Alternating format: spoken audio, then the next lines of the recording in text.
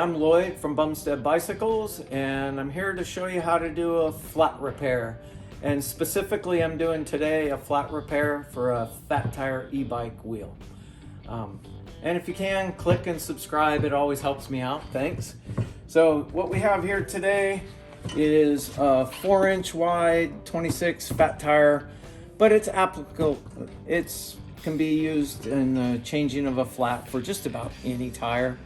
But today we're going to do a fat tire e-bike because that seems to be very popular these days. So right now, tire's flat.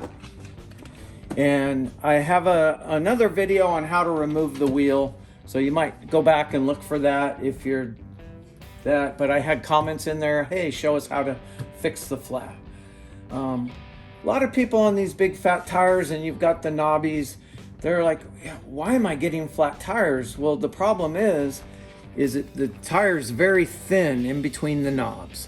There's not a lot of rubber there. Some of the street tires now have a thick tread all the way across, tends to help for flat tires. So, but to answer the question, why am I getting flat tires? And especially if you live in the southern states, there's sticker weeds, goat heads, there's cactus needles. There's so many things that will just go right through that tire, believe it or not. Just amazing how easily these tires can be punctured. So you get the wheel off the bike, the air is out of it. First thing you want to do is go around. Sometimes these tires will be stuck to the side of the rim. So you want to push all the way around, make sure that the tire is not stuck to the rim in any way. The other thing would be some type of tire levers. They make them metal, plastic, tons of different ones. I prefer the metal ones myself personally, but most customers usually will get something made out of plastic. The advantage here then, and it's probably more nylon than plastic, is you're less likely to scratch or damage your rim in any way. But you have, these levers also have a place to hook it to the spoke so that your hands are free to mount the next one. So you pull this over and you can pop that into a spoke to hold it in place. And then you can move along. I'm going to use my steel levers. They're my preference.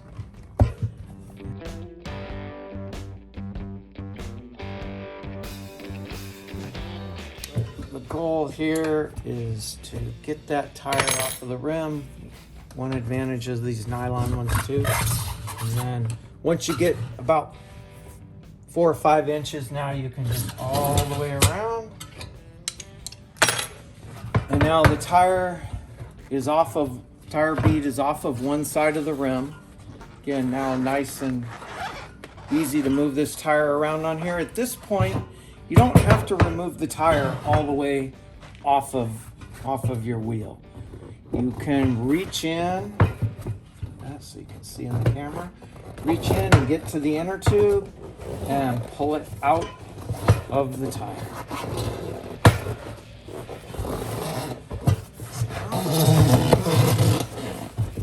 These tubes still got some air in it, so it's a little harder to get out. A lot of times if they're flat, it's going to be a lot flatter.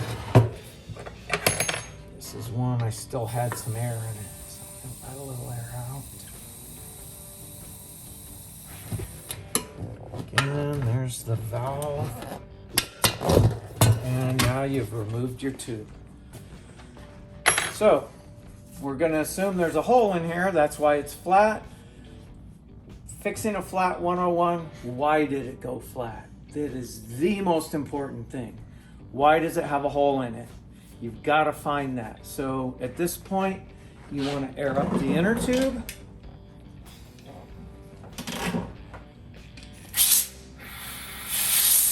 You need to have some kind of pump. It doesn't have to be an air compressor. It can just be a floor pump, whatever you got. There we go. So at this point, you want to air it up beyond what it normally would. It's not going to blow up, but about to this point, fairly tight. And you want to go around the tire, and you can feel with your hands, sometimes with your face. If it's a small hole, you will feel the air coming out at some point. I've had some where it's a small, slow leak. You had to put it in a bucket of water to find the hole. Once you find the hole, then it's a matter of, okay, let's use the example. I use the valve as a starting point. You know, if it's half at the other end, okay, I know whatever it was that punctured this is going to be opposite the valve. It could be here, here, but you're using it as a reference point. Okay, there's where my hole is. Now you want to inspect the tire visually on the outside. On the inside, I usually run my hand in there, feeling for anything sharp or poking through. Again, you're looking for what caused it. Is there a nail in here? Is there a piece of glass? Is there sticker weeds? I've even seen fine wire from like a blowout on a radial tire, and there's wire embedded in here, and you just have to then pick that out, use a pair of pliers, whatever you got to do, get that out of there.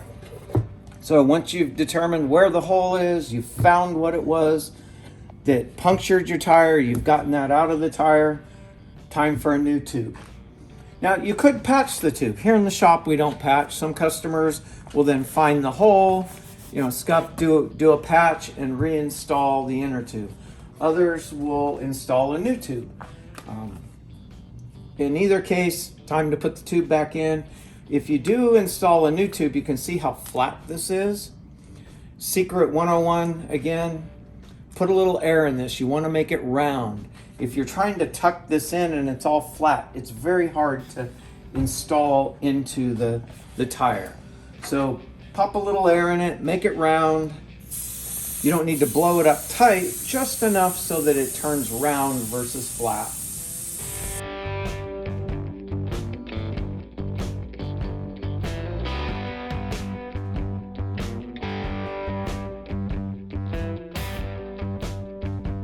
Okay, so now you've either got your patched inner tube or your new inner tube. Again, you've got it round versus flat.